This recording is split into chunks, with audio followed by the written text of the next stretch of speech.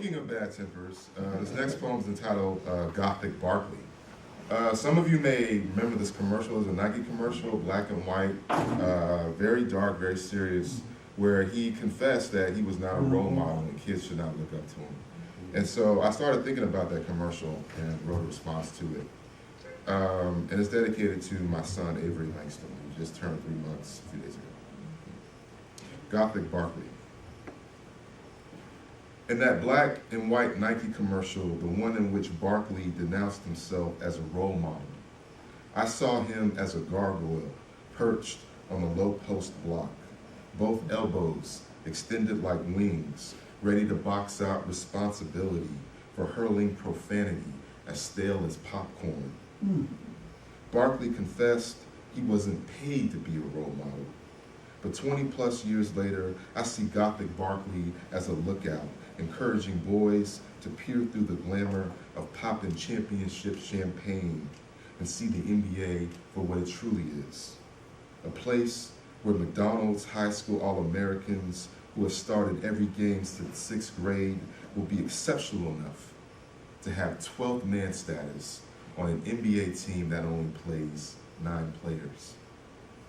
Exceptional enough to have less marketing value than a mascot.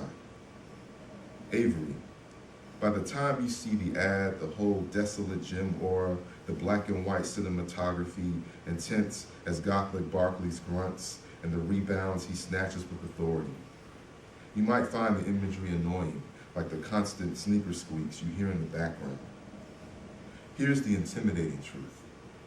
My father retired from the Air Force as a major, but if he got paid to dunk a basketball and wreak havoc on the court, I might have ignored his verbal abuse like a referee.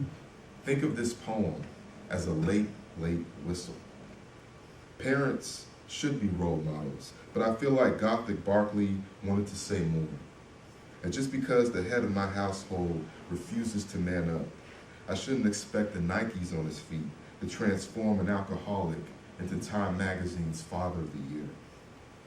But Nike wouldn't have approved that message. It's too Gothic.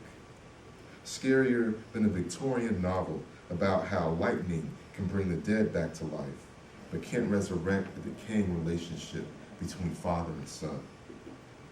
If poetry can achieve what 100 million watts of electricity can't, by the time you read this piece, your granddad and I will have ended our 7-year silence. Son, no matter how much our bond might decompose, from my end, the stench won't smell as bad as mold. Even if your shoe size is bigger than 11 and a half, I'll still expect you to address me by the same title given to Barkley, sir.